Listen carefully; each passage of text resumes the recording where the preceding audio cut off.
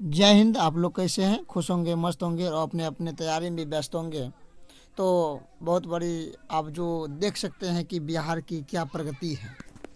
एक प्रकार बिहार को भी मारू राज कहा गया और दूसरी प्रकार यहाँ पर जो हमारे नीतीश चाचा है वो नौकरी बांट रहे हैं। और नौकरी बांट रहे हैं तो किसको बांट रहे हैं उसके भी बारे में देखेंगे।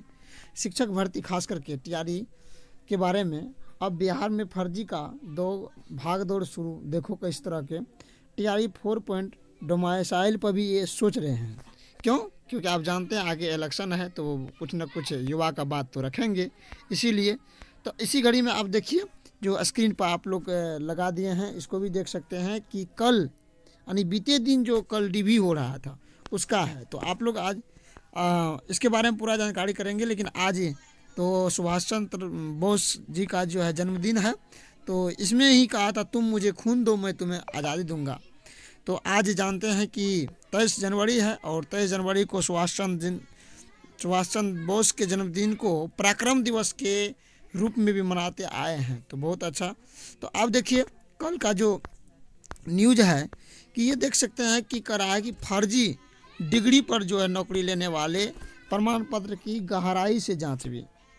अगर यदि आप टीआरई 1 में और टीआरई 2 में अगर इसी तरह से डॉक्यूमेंट का अच्छा से जांच करते तो बहुत सारे फर्जी टीचर अभी नहीं घुसते। और जितना भी हमारे 1-2 नंबर से बचे हुए युवा थे उस सब का आज मतलब इस प्रकार का जो है नौबत नहीं आते। 1-2 मार्क के लिए जितने भी थे सबको आज सेलेक्टेड रहते जेन्यून स्टूडेंट। करा है आगे क्या करा देख लीजिए। प्रमाण पत्रों की जांच भी शुरू तो भाग निकले अभ्यर्थी।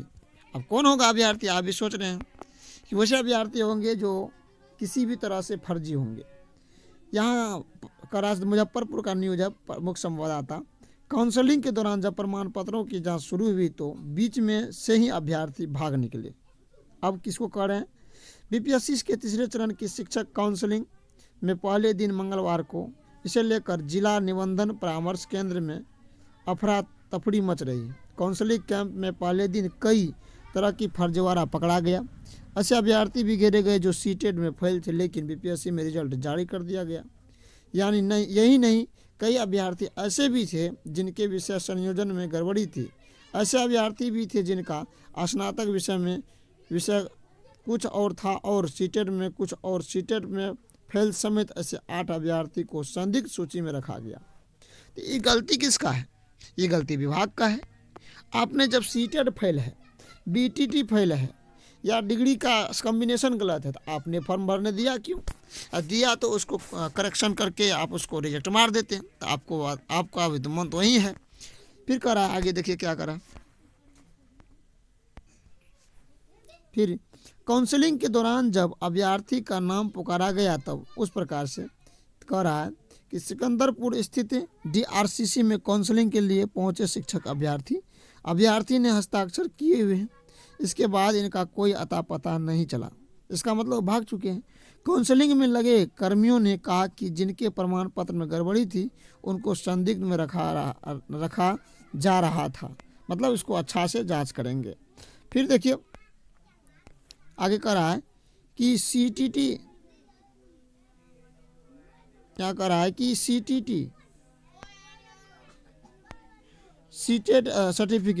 सर्टिफिकेट था उनका बीपीएससी का रिजल्ट कैसे जारी हो सकता है? मतलब सीटेट जो फेल था इस पर सवाल उठते रहे। पहले दिन ओटीपी को लेकर भी अभ्यर्थी को परेशानी रही। कई अभ्यर्थी अंतिम स्लॉट तक इंतजार करते रहे। यानी आप इस तरह से देख रहे हैं कि गड़बड़ी किस प्रकार से चल रही है इस बिहार में। यहाँ का सीटेट में फेल, बीपीएससी में रिजल्ट जारी, काउंसलिंग में धराए। पहले दिन वहीं रही अफरा तफड़ी मच रही। 300 में से 245 को मिला पत्र। अर्थात इसमें आप लगभग 55 स्टूडेंट का फर्जी पकड़ा गया। तो समझ सकते हैं कि 300 में जब 245 को ही पत्र मिला तो इसमें जितना भी बाकी है बाद बाकी तो फर्जी ही होंगे। और आगे देखिए कि आइए देखिए ये जो कह रहा है बड़ी अपडेट है कि डीआरसीसी भवन सिवान यूपी की गाड़ियों से खचाखच भरा गया था। यूपी के युवा शिक्षक भर्ती काउंसलिंग करवा रहे हैं। क्यों? क्योंकि बिहार में योग्य टीचर नहीं मिल रहे हैं। हमारे चाचा का यो कहना है। 7,000 सीट में 6,000 सीट सिर्फ यूपी के छात्रों का चयन हुआ, बाकी राज्यों में डोमिसाइल है, पर बिहार कब करेगा हर युवा पूछ रहा है।